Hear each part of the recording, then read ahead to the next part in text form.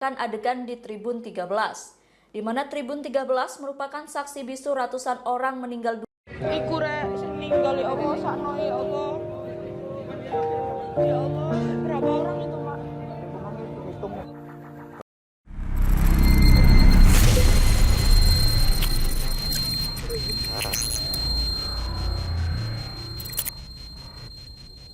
Rekonstruksi tragedi Kanjuruhan, tak ada gas air mata ke arah tribun.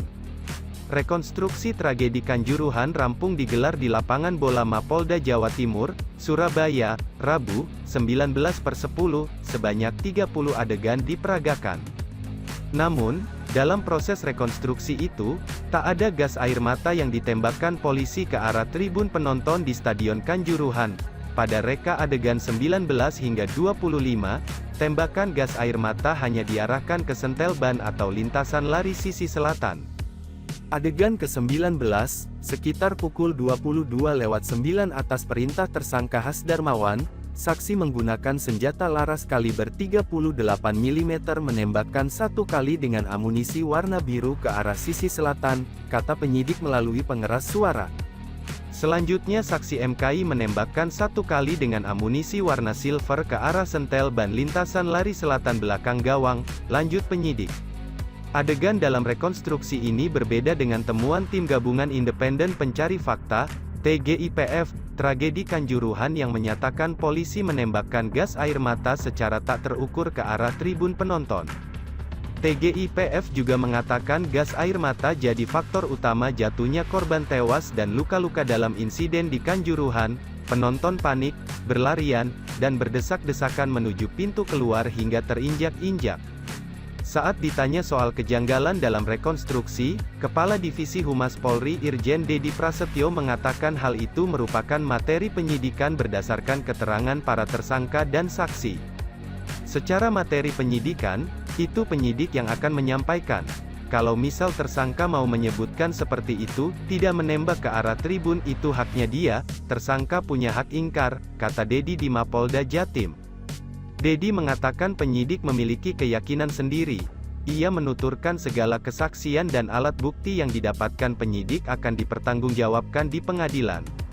Dengan seluruh kesaksian kemudian alat bukti yang dimiliki penyidik, nanti penyidik akan dipertanggungjawabkan baik kejaksaan maupun dalam persidangan, katanya.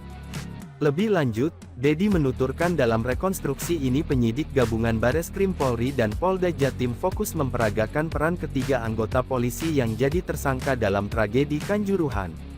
Ketiganya yakni Kabagops Polres Malang Kompol Wahyu Setio Pranoto, dan Ki-3 Sat Brimob Polda Jatim AKP Has Darmawan, dan Kasat Samapta Polres Malang AKP Bambang Sidik Ahmadi. Adapun total ada 6 tersangka dalam kasus ini. Rekonstruksi ini penyidik fokus 3 tersangka, yakni WS, BS dan H terkait pasal 359 dan 360 KUHP, itu fokusnya, ucapnya.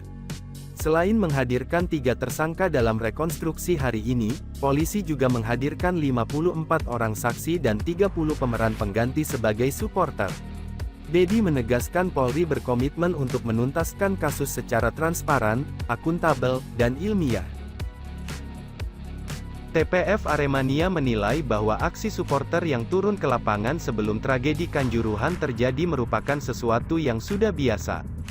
Hal ini disampaikan langsung oleh Andi Irfan. Sebagai informasi, Andi Irfan merupakan Sekjen Kontras, Komisi untuk Orang Hilang dan Korban Tindak Kekerasan, yang mana juga tergabung dalam TPF Aremania. Andi Irfan menjelaskan apabila aksi supporter yang turun ke lapangan merupakan sesuatu yang biasa. Andi Irfan menilai hal tersebut sudah menjadi sebuah tradisi bagi Aremania. Dalam hal ini, Andi menyayangkan tindakan dari pihak keamanan. Menurutnya, pihak keamanan memberikan respons yang berlebihan. Salah satunya yakni dengan melontarkan gas air mata yang menjadi sumber terjadinya tragedi Kanjuruhan. Setelah pertandingan selesai, sejumlah penonton turun ke lapangan, kata Andi, dilansir bolasport.com dari kompas.com. Ini adalah tradisi yang sudah biasa dilakukan, akan tetapi hal ini direspons secara berlebihan dengan beragam tindak kekerasan aparat kepolisian dan TNI. Kemudian dilanjutkan dengan penembakan gas air mata oleh pasukan Brimob dan Sabara, ujarnya. Apa yang dikatakan Andi sendiri bukannya tanpa dasar, kesimpulan tersebut berdasarkan investigasi yang telah dilakukan. Kami telah mengumpulkan sejumlah bukti dan mengambil keterangan dari berbagai pihak yaitu saksi peristiwa, korban dan keluarga korban, panitia penyelenggara pertandingan, petugas keamanan dalam pertandingan, manajemen Arema FC, dan sejumlah pihak lain termasuk ahli kesehatan serta forensik, tuturnya.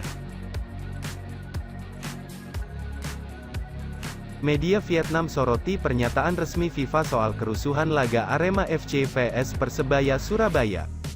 PSSI khawatir selain terancam terkena ban dari FIFA, juga potensi pencabutan status tuan rumah Piala Dunia U20 2023. Sesuai jadwal, Piala Dunia U20 2023 digelar di Indonesia pada tanggal 20 Mei hingga tanggal 11 Juni tahun 2023. Namun, FIFA bisa sewaktu-waktu mencabut status di atas jika mereka mau. Akan tetapi, pertanyaan lain kemudian muncul, negara mana yang siap menggelar Piala Dunia U20 2023 hanya dalam persiapan hitungan bulan? Mungkin hanya negara-negara yang mempunyai infrastruktur mumpuni yang bisa menggantikan posisi Indonesia. Meski begitu, sekarang harapannya insiden berdarah seperti di Stadion Kanjuruhan takkan pernah terjadi lagi di persepakbolaan Indonesia. Didesak mundur sebagai ketum PSSI, Muhammad Iriawan cari-cari kekurangan Stadion Kanjuruhan. Desakan mundur untuk Muhammad Iriawan alias Iwan Bule makin kuat, namun dia malah menyalahkan kekurangan Stadion Kanjuruhan atas tragedi yang memakan setidaknya 125 korban jiwa. Muhammad Iriawan berusaha mengelak dari tuntutan masyarakat yang deras menghujaninya dengan tagar out di media sosial, namun, sang ketua umum PSSI berdalih dengan menyampaikan kekurangan-kekurangan yang ada di Stadion Kanjuruhan. Banyak kekurangannya, single seat yang belum ada, kemudian tribun berdiri itu nantinya nggak boleh, kata Iwan Bule, sapaan akrabnya sesuai meninjau kembali Stadion Kanjuruhan Malang, pada Kamis siang, tanggal 6 Oktober tahun 2022. Iwan Bule mengatakan bahwa dia siap berkoordinasi dengan Kementerian Pekerjaan Umum dan Perumahan Rakyat, PUPR, dan pemerintah pusat tentang audit kelayakan stadion, ini sejalan dengan instruksi Presiden Joko Widodo sebelumnya. Tentu ahlinya kalau saya hanya melihat ternyata ada tribun berdiri. Aturan itu bukan aturan lazim. Lazimnya nggak ada di tempat lain, anggaran mungkin kurang makanya nanti diaudit oleh PUPR, itu tanyakan ke PUPR, kata dia. Ia mengakui mayoritas stadion di Indonesia yang dimiliki pemerintah daerah, Pemda, menjadi kendala. Apalagi masing-masing Pemda disebut Iwan memiliki anggaran terbatas dalam pemeliharaan stadion.